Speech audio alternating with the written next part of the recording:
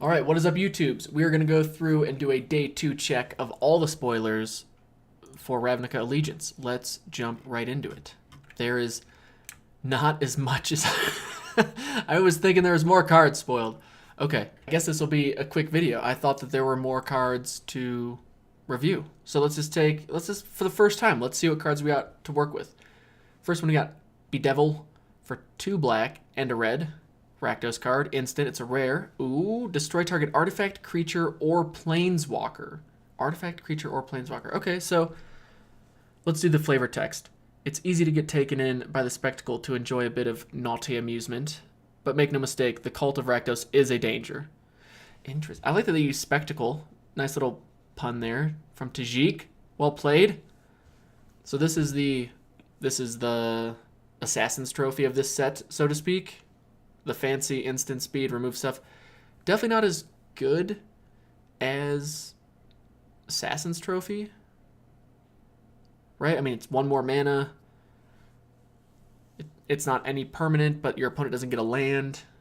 So, pros and cons, but I think Assassin's Trophy is just a better card in general. But Bedevil. This artwork's sweet. When you got the lass who's just not having a good time. Hair's looking on point, though. And these creepy looking gremlin, goblin. Yeah, that's... Nailed it. All right. Who is that? Seb McKinnon's just a genius, so all is well. Aeromunculus for 1 a green and a blue. We get a flying for 2 a green and a blue. It's got Adapt 1. If you don't know what Adapt does, if this creature has no 1/1 counters on it, put a 1/1 counter on it. And we could quickly surmise that obviously, since you can do this more than once, that there's probably something that you can do with 1/1 counters at some point. Those spoilers remain to be seen, as far as I know. But it's a homunculus mutant. Definitely one of the more unique creature types that you could ever hope for. This looks like it was lost from Monsters, Inc. Definitely looks like it'd be a good friend of Sully for sure, though. Get a lot of that scream power going.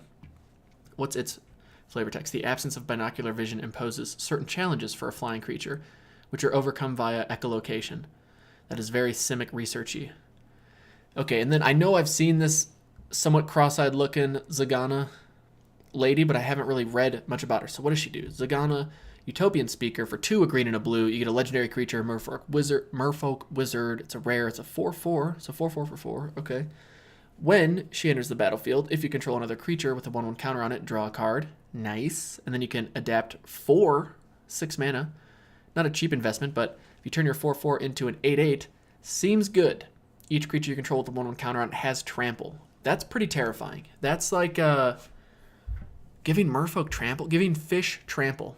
It's like those videos where you see those fish that jump out of the river, you know, and they hit the people that are in the boats, and they're all dangerous, and people are trying to find recipes and stuff to fish them as much as they can. Yeah, that invasive species. All I picture are merfolk jumping out of the ocean with their floppy, fishy tails, slapping people as they just trample over them, because now they're all apparently 8/8s, semi-cross-eyed, have no idea where they're going, just rummaging and ravaging wherever they go. Zagana, you seem strong. Could be a fun commander. Oh, especially a fun brawl deck, for sure.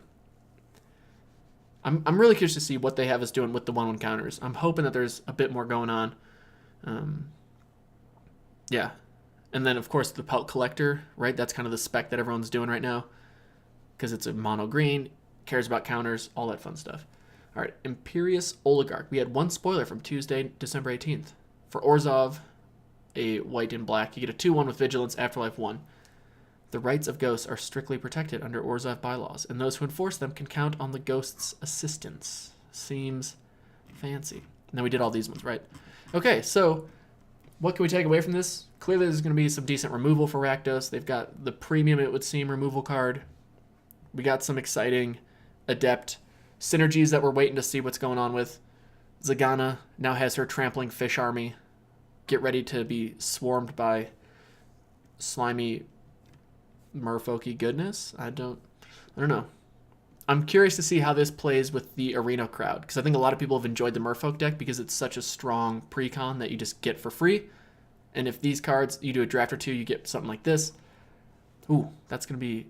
Man, but standard playable merfolk could be pretty fun. We'll see. We'll see. We'll see what happens. And then Imperious Oligarch. I'm just saying, I'm not fighting an undead army. Yeah, just don't hit me with that thing.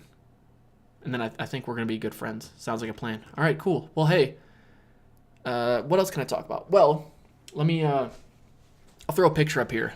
So I bought some cards for Commander off eBay in case you don't follow me on Twitter. So here's what happened to those cards. That's pretty exciting, right? Oh, wait, no. Hold on. I can just pull up my Twitter. So yeah, in case you don't follow me on Twitter, I had this package waiting for me in the post office box, in my little P.O. box. Pull it out.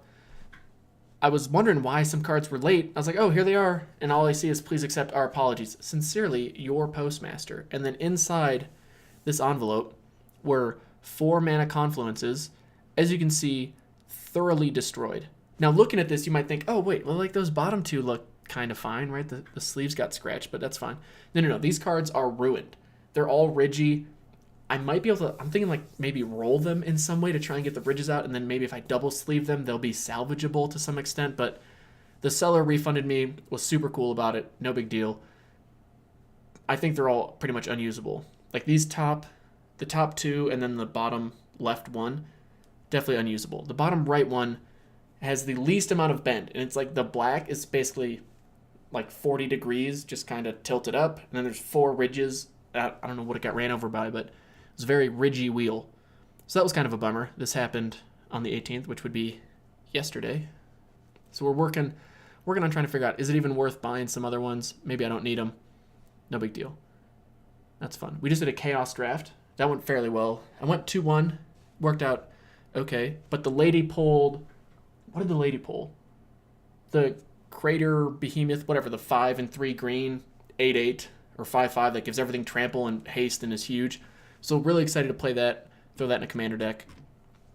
I guess it's kind of an update for me, I guess. I'm excited for Ravnica Allegiance. I was hoping we had more cards to look at. I now have to avoid the Reddits because I don't want to have the spoilers not be like my first genuine reaction to them. So there you have it. But hey, appreciate y'all watching. Hope life's treating you well. We'll see you in the next video. Peace.